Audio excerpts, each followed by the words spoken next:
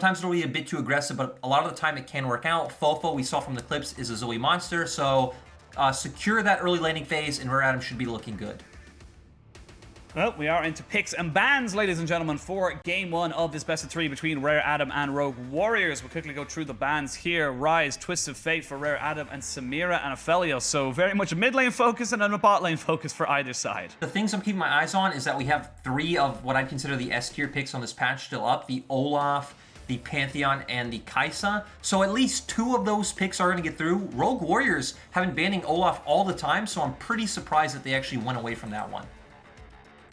Did receive a couple of small nerfs, but if you were able to catch any of the LEC or even LPL games yesterday, you'll notice that it didn't really change what he can do. It's still a monster in the clear, and when you get ahead in jungle, it's just very, very difficult to get back. You mentioned the Kai'Sa has been a staple first pick at all stages of the season so far, and it's going to be first picked here by Rare Adam. And now, with that coming in and with the Aphelios ban, you would expect the Xayah as the answer. The thing I'm questioning is that Qiuqiu was known very much as a Caitlyn and a Jhin player in his career. So Caitlyn not really in the meta, but Jhin obviously is pretty much blindable into anything. You can just sit in lane and clear. So that's where my head is at specifically for Qiuqiu, but instead they're going to bring out the Tristana that we've seen LNG pulling out constantly. Yep, the Tristana is something that, you know, has seen a lot of bans specifically towards LNG, has done exceptionally well in those games. We haven't really seen other teams adapt to it. Looks like Rogue Warriors are feeling a little bit more confident about going towards it, and maybe something for Qiuqiu that might be able to spark some kind of, you know, a resurgence for this team. Yeah, we need to remember this is a champion that has a very early power spike in terms of laning phase. If you do have a strong support matchup, you can jump on the enemy AD carry at level 2. You at least have some ways to keep Kai'Sa off of you at level 6 with your ultimate as well as your rocket jump. But we are going to get more of the LPL Udyr. He's actually been the most picked champion in week 4 of the LPL. But sadly, he's sitting at a 1-win, 5-loss scoreline. Yeah, I have personal issues with Udyr, but that's only my own side of things. Rare Adam do pick up Zoe for Fofo, which is a huge power pick for them, which we'll go back to. But for Udyr, it feels like teams know how to, you know, kind of figured it out. And the biggest problem I'm seeing with teams going for right now is that they're using Udyr as the primary engage, and that's not really how the champion works. Very easily kiteable, very easy to poke down, very easy just to get away from, even though he just run at you with the speed of 1,000 horses. It just feels like a lot of teams, especially in the LPL, just know how to deal with this pick. Especially when you look at the two champions that RW picked off the bat, right? They picked a Tristana, who again has an ultimate to keep her distance from the Udyr. She has the rocket jump. You have the zoning potential from the taunt from Galio. So I don't even know if I agree with picking Udyr into those 2 champions. Then we do see Rogue Warriors pull out the Olaf. This is Haro's first time picking up the champion this season.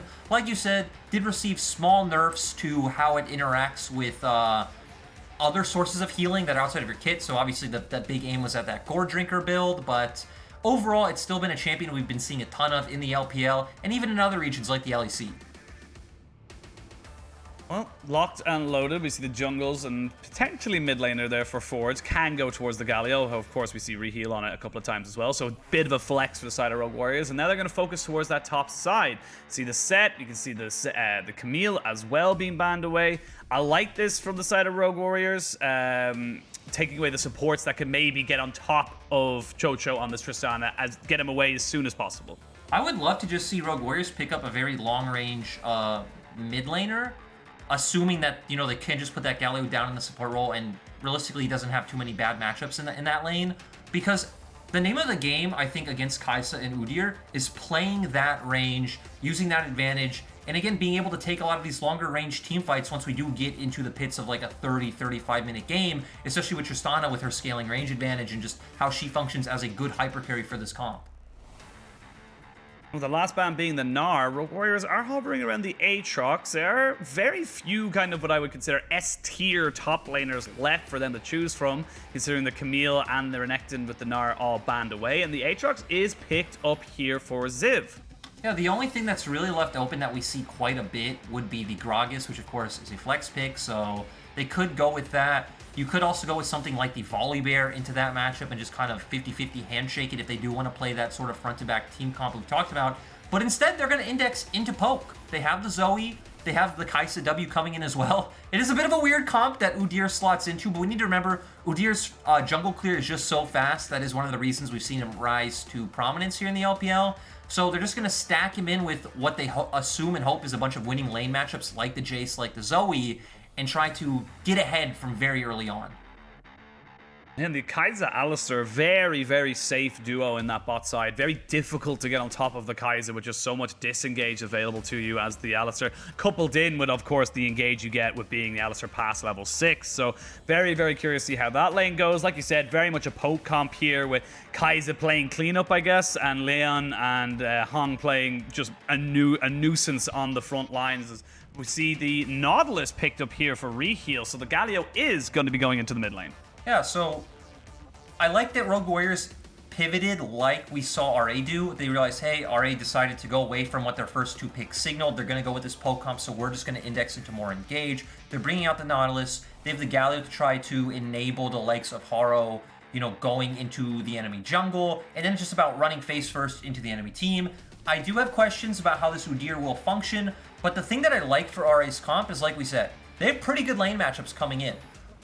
Zoe should at least be able to do quite good in those first 3 waves. Jay should have pressure pretty consistently in that top side, and you're going to enable Udyr to do what he wants, get off that first clear, you know, the 3 minutes and 15 seconds, and then start looking for those duels in the enemy jungle.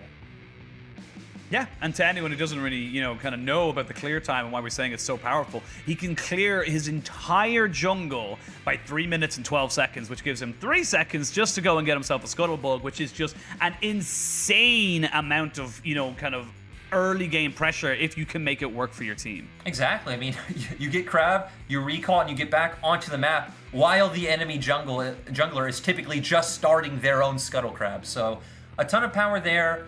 Gonna be interesting to see, again, if this game gets pulled into the trenches, how Leyan will work inside this composition, to where Rogue Warriors is much more, I'd say, straightforward. Yeah, well, we'll have to see who has the better composition and who is able to make it work for them, as we are about to jump onto Rift for game 1 of this best of 3 between Rare Adam and Rogue Warrior. Looking at the 2 comps, I feel like exactly what you said, very easily to execute on the side of Rogue Warriors, whereas if Rare Adam can keep Rogue Warriors at an arm's distance, it could be very difficult for them to do anything. So curious to see how both teams execute on their compositions. The only thing I'm not a big fan of Rogue Warriors is the fact that they did go with the Nautilus pick, because one of the reasons we've seen Nautilus fall out of the meta so heavily is, you know, he did receive, you know, many nerfs throughout 2020 because he was our premier support all year long, and he's just not as innately tanky as the likes of champions like Alistar, Rel, or Leona. So, you know, we get to that level 6 point where Alistar gets all those resistances from his ult. Nautilus's W shield is only max health. So if it comes to a time where we do have an all-in, Hung will be much more durable than Reheal, and you can expect for RA's bot lane to potentially come out ahead.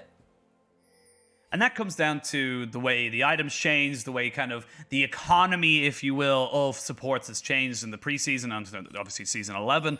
You just don't have the cash to be building very expensive items anymore. And a lot of the support items are very cheap, but they're not really that good in terms of, you know, tanky stats or keeping you alive. But bot lane, we're going to see immediately Hung taking a hook and an explosive bomb on top of his head from Qiuqiu. And this is something everyone obviously sees Tristana as a late game hyper carry.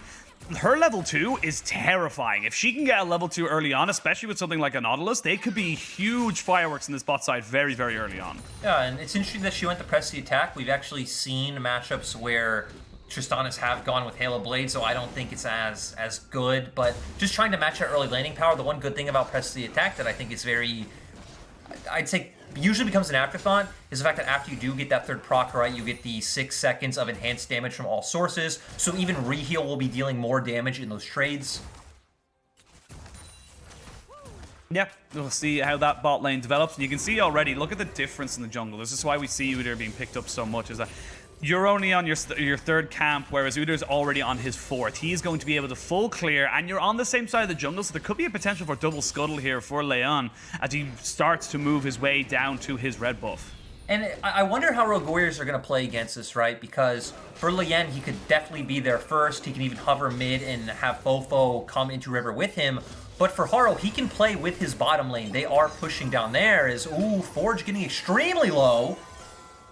Ooh, Oh, it needs to be so careful. Has to pop both pots, and this is a bit of a bad situation now for the Galio. You kind of want to just, as a Galio in this particular matchup, you kind of want to just farm up until you're level 6 and then look to try and make engages around the sides of the map. But right now, he is just being bullied out, and this is something that we've seen quite a bit, and I'm going to have to stop myself there as Leyan find himself in the bot side. Qiuqiu does get himself a rocket jump away, but the ignite is ticking. Flash away, flash from the bear slap, and they are going to be able to take down first blood. Haro finds himself now, it's a 3v2. I don't think you want this, but Rogue Warriors, what we always say about them is they commit. It's 3 kills for this Udyr, and it's a disaster for everyone on the side of Rogue Warriors. Oh, 4-0, and we're not even 4 minutes in. Still really nicely played by Rare Adam. We were wondering how both teams would utilize their priority. Rare Adam says, hey, we know Udyr's going to clear faster than Olaf. I'm just going to sneak in a bottom lane gank since Rogue Warriors bottom lane is pushing.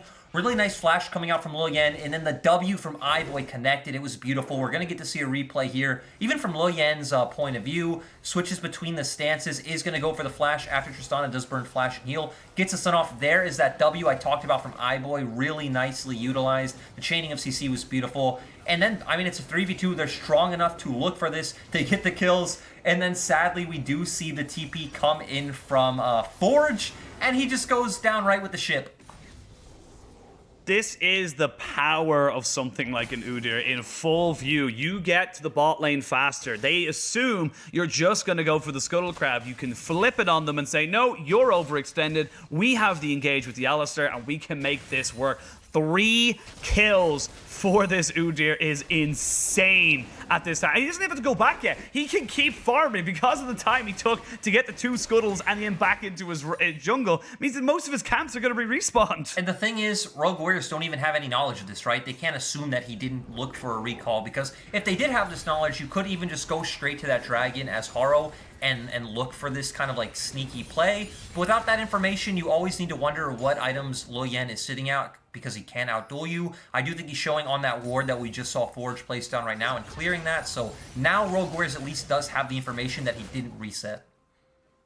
Yeah, they know he didn't reset, and this bot lane's going to be a little bit more careful, you would imagine, as they are pushed up very far up. They're once bitten, twice shy, but look at the gold lead right now. We are at 2,500, and it's not even 5.5 minutes in. That swing is just insane, and I'm curious to see what this Udyr just buys. I want to know exactly how much gold he has right now, because he might honestly be just sitting on a straight-up mythic item.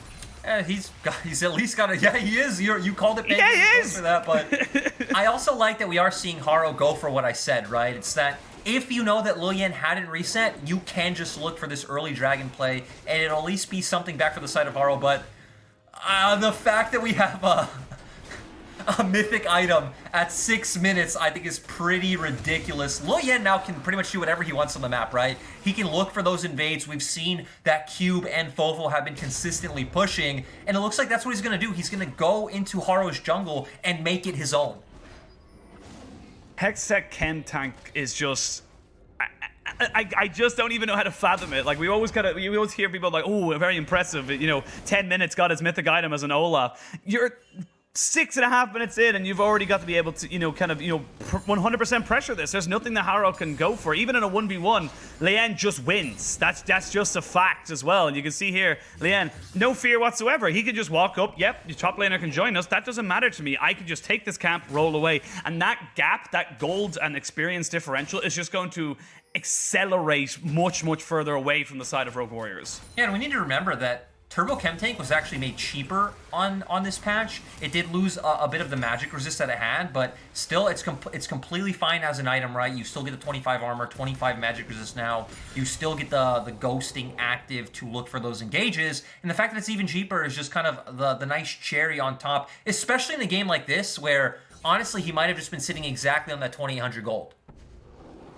Yeah, it honestly is just it's a fantastic moment for Rare Adam. Gives them a hell of a lot of agency, and for Rogue Warriors, they're gonna have to try throwing stuff at the kitchen sink right now. I think they're gonna have to try and see if they can make anything work for them, because right now it just feels like if they just sit here stagnating and wait for anything to kind of come to them, it's just not gonna work. I'm also kind of surprised that we didn't see Leyan go to actually check onto Haro's camps right there. He kind of just walked in, debated whether he wanted to go for a dive or not. They decided against it, which I think is a good call. You don't have ultimate yet on the Alistar or the Kai'Sa, so missing a lot of those defensive stats you would need to pull that off. But now he just goes back to clearing his own jungle, so I think a bit of a missed opportunity, but again, he's still just going to continue to increase his own advantage against the likes of Haro. For Haro's side, you don't have too many options. You can potentially try to set up some kind of lane gank, maybe around mid. You know, you do have Forge's Flash that can set that up, but Fofo has Flash as well, so at best, you're looking to trade flashes rather than actually find a kill.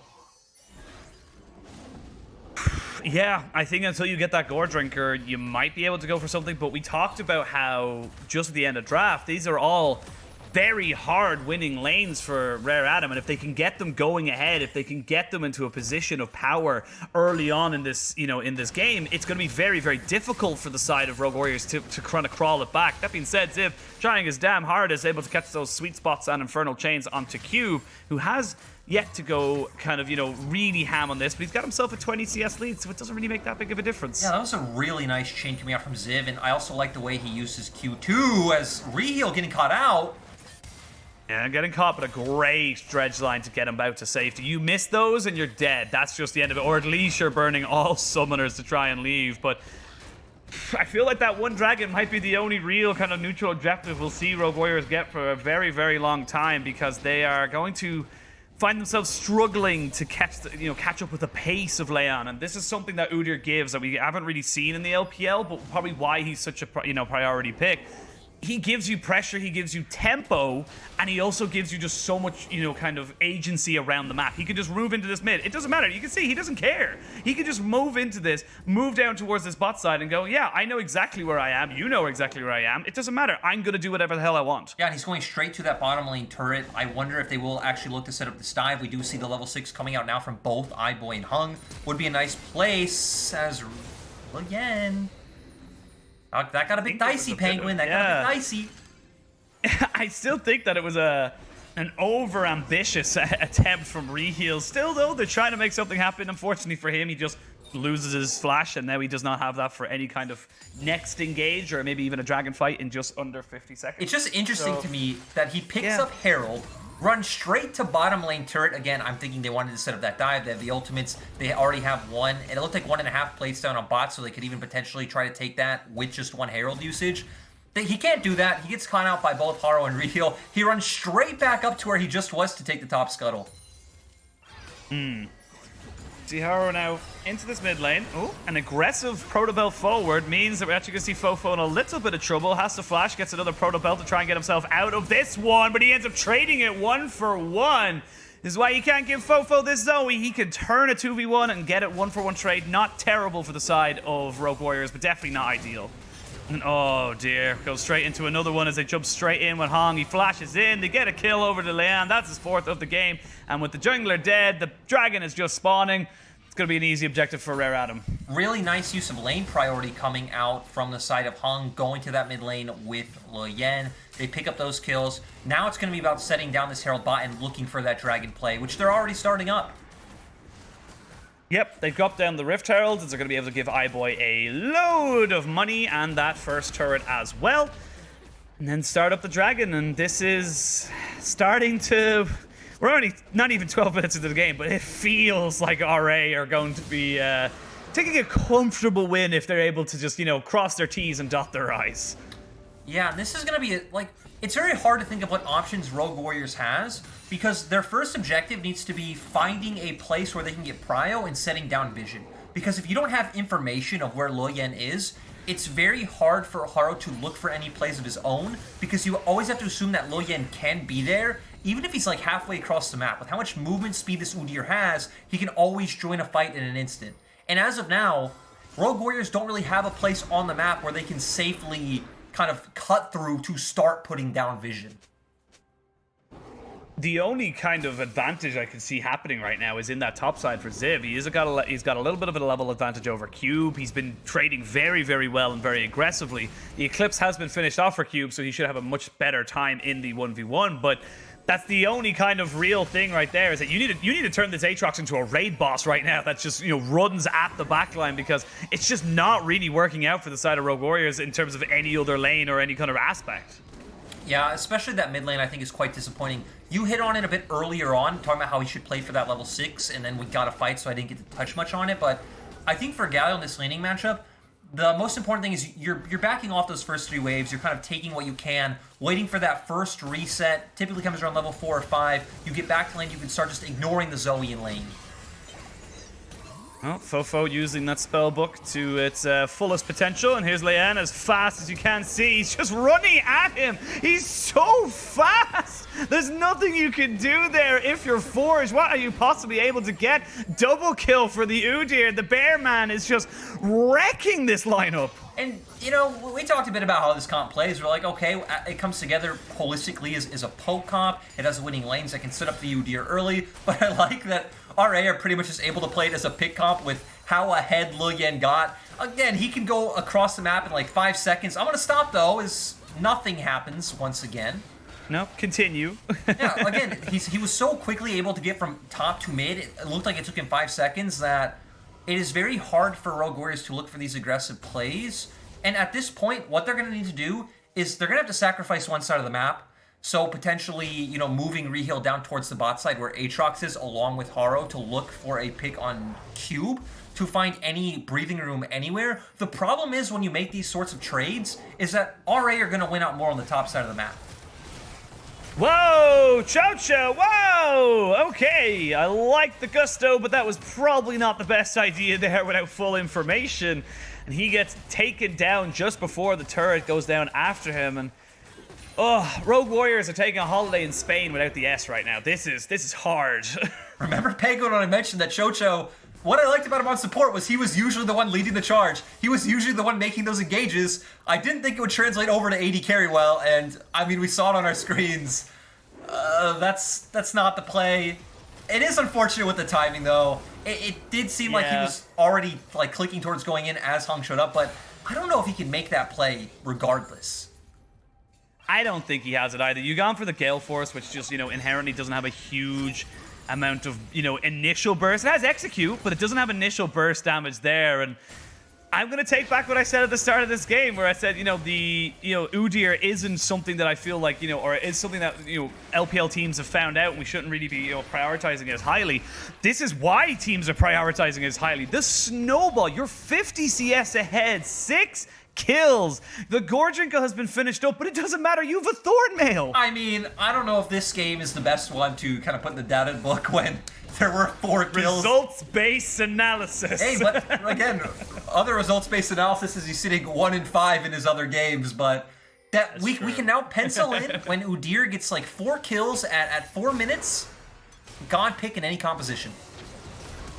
Yeah, absolutely. We can see now from the depths being used there onto Q. Flash in with the dredge line. Should be going down pretty easily. And this is kind of what I said they would be focusing on from Rogue Warriors. Keep getting on top of this Jace. He has not had the best of times against the Aatrox and definitely feels like the weakest link in the chain that is the RA, front line. But it doesn't really matter because Leyan can just run in. Look at him! Look at him! He's just going under turret. He does not care for your troubles. He does not care for your concerns. They're going to be able to get themselves 2 turrets into the mid lane, a turret in the top lane. They won't even lose the bot lane turret just yet. This is a 10,000 gold lead. So this is exactly what I pointed out a minute ago, right? That Rogue Warriors only had one realistic play they could make, which is sacrificing one side of the map and making a play on the other.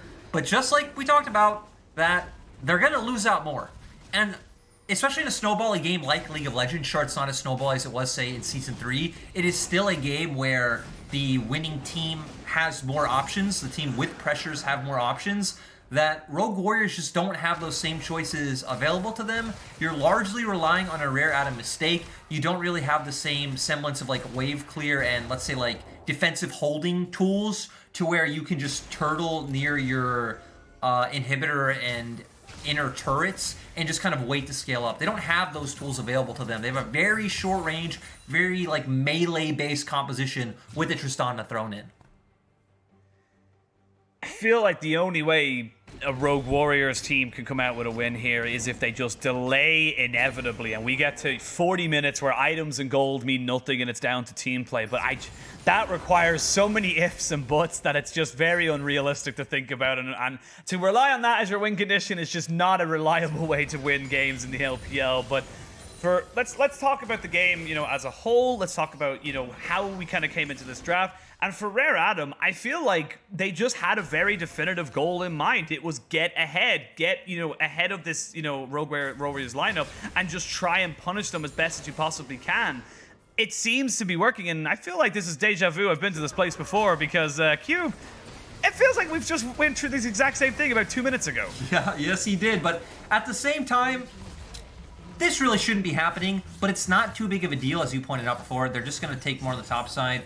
But talking about draft, it is quite interesting how, again, Rare Adam were indexing in a completely different direction. They take the Kai'Sa, they take the Udyr, they're signaling they're looking for this all-in, but at the same time, RW picked the Galio, which allows Fofo to just take this Zoe, has a winning matchup.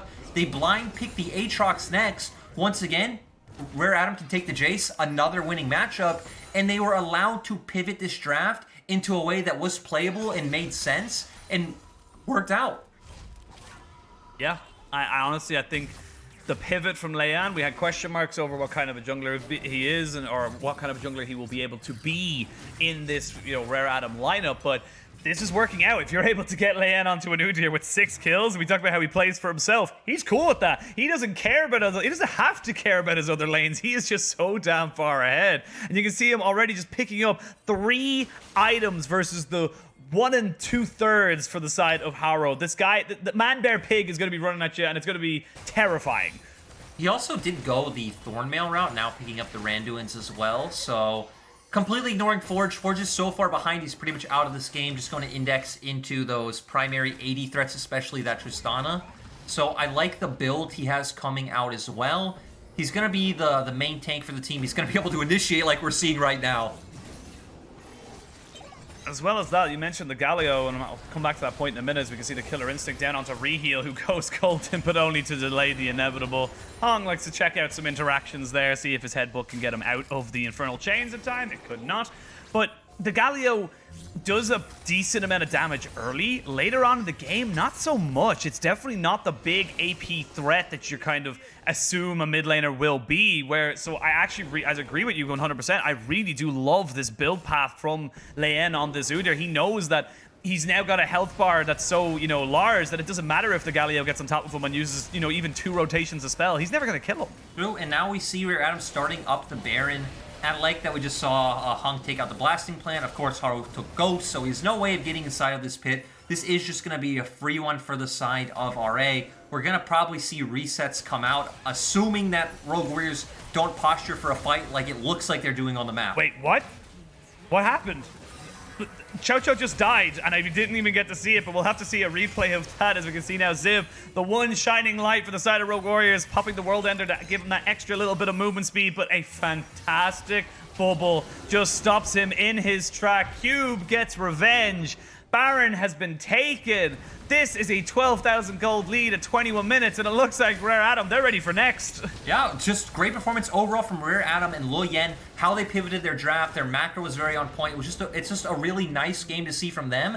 And one thing we've learned, Penguin, is that... Oh my god. Ooh, yeah, we're seeing some big stuff, like a lot of damage taken coming out from Leyan, but apparently your poem was the better one. At least from what we're seeing in Game 1. Maybe, the series holistically will give us a different view, but, yeah, my poem was not the sauce. No, I feel like I missed missed a joke with the with Leyan, though. I focused on Fofo, when clearly Leyan is the carry of this team. And yeah, I honestly, right now, looking towards the next game, because I feel like if you're Rogue Warriors, you kind of have to. This game is very, and it's not a problem doing that unless you see some massive, mistakes from Rare Adam. It's not really that big of a deal to think about the next game. What do you want to change? I think you just got to try and figure out something different coming into the next game. I mean, to me, there's not too much I think you can take away from this, because There's only two critical moments in this game that really sunk it for Rogue Warriors. One, I think, is how Forge managed his first 3 waves, and second was just that bot lane gank, right? Whether we had a tri-bush ward or something along those lines, if they were more familiar with the Udyr timing, I feel like this game would have gone a lot more even into the mid-game, and we'd actually be able to kind of see the differences in these teams. We saw 2 very early mistakes pretty much decide this game. Yeah, and looking at the summoner spells and also the rune choices from the side of Rogue Warriors, you went with the Predator on the Galio, you went on a Ghost with, you know, the Olaf. These are things that are inherently very aggressive and very forward-facing, so if you can't even utilize that, like, when are you going to be able to use either the Ghost or the Predator in an aggressive fashion? It's just not going to happen, and you can see Rare Adam, they're just not going to let this game go away from them. They're crossing their T's and dotting their I's. They are pushing in all 3 lanes, taking all inhibitor turrets and inhibitors. Ziv trying to go 1 for 1 in this top side isn't even going to work, and this is honestly going to be the game right here. There's going to be one final fight, though, from the side of Rogue Warriors. They pop down the dredge line, but immediately Qiuqiu is deleted. Those paddle stars are too big. Double kill for the Kaiser. Udyr gets another kill just to add insult to injury onto Haro. The Nexus turrets fall. The Nexus is sure to follow, and this was a decimation.